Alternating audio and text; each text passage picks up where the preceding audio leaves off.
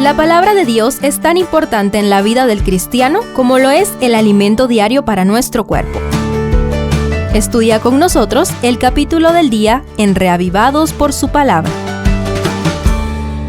Colosenses 1 inicia otra epístola paulina dirigida a una iglesia que estaba siendo amenazada doctrinalmente por influencias judaizantes y gnósticas, o tal vez un movimiento que mezclaba el judaísmo y el paganismo oriental. Conozcamos de qué manera Pablo, desde el primer capítulo, hace frente a doctrinas y filosofías antibíblicas, colocando a Cristo como la medicina contra toda falsedad. Primero, la iglesia de Colosas. La ciudad de Colosas, como su nombre lo indica, fue una grandiosa ciudad en una posición geográfica estratégica en el Asia Menor.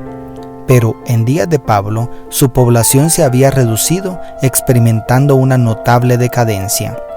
Sin embargo, su naturaleza cosmopolita parece haberse mantenido. Es probable que el apóstol Pablo no haya sido el fundador de esta iglesia directamente. Lo más probable es que el fundador haya sido Epafras, quien probablemente se convirtió en ocasión de la larga estadía del apóstol Pablo en la ciudad de Éfeso, cuyo gran puerto marítimo permitió que las buenas nuevas del Evangelio viajaran a todo el territorio asiático. Imagínate entonces una iglesia en medio de aquella ciudad influenciada por los grandes filósofos de aquel tiempo y una gran diversidad de religiones. De los primeros 14 versículos resaltan las intensas oraciones de Pablo en favor de aquellos nietos espirituales, mientras él estaba preso en Roma, como vemos en los versos 3 y 9 al 14. También los abundantes elogios para los creyentes de aquella iglesia en los versos 2 y 4 hasta el 6.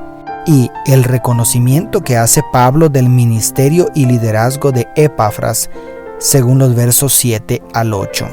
Definitivamente el apóstol de los gentiles tenía un paternal interés en el bienestar espiritual de aquella iglesia. Querido hermano en Cristo, ¿de qué manera manifiestas tú el interés por el bienestar de otros? ¿Estamos orando y alentando a los demás? Segundo, Cristo el primogénito. En el corazón del capítulo se encuentra un hermosísimo himno o poema que coloca a Cristo como la medicina contra todas las falsas doctrinas y malas influencias que sufría la iglesia de Colosas. La belleza literaria de esta porción, comprendida entre los versos 15 y 20, es asombrosa. Pero acá vamos a concentrarnos en la idea central. Para comprender, necesitamos saber que una de las creencias gnósticas era que de Dios procedían ciertas emanaciones, las cuales fácilmente los judíos y cristianos podían identificar con los ángeles de la revelación bíblica, con el agravante de que para los gnósticos estas emanaciones tenían poderes y atributos que la Biblia concede solo al Creador. Y, en ese contexto, el mayor problema era confundir a Jesucristo con una de esas emanaciones místicas. De ahí que Pablo utilice en sentido figurado la palabra primogénito para exaltar la preeminencia divina y regia de Cristo. Jesús es el primogénito de toda creación, según el verso 15, y el primogénito de entre los muertos, para que en todo tenga la preeminencia, porque al Padre agradó que en él habitara toda la plenitud, según los versos 18 y 19. Además, todo fue creado por medio de él y para él, y él es antes de todas las cosas, y todas las cosas en él subsisten, porque al Padre agradó, por medio de él, reconciliar consigo todas las cosas, según los versos 16 al 20.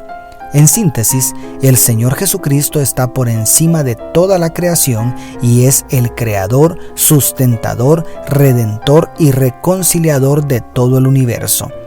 ¿Cómo es posible que algunos piensen que es la primera criatura de Dios? Cristo es Dios eterno. Y tercero, el ministerio de Pablo.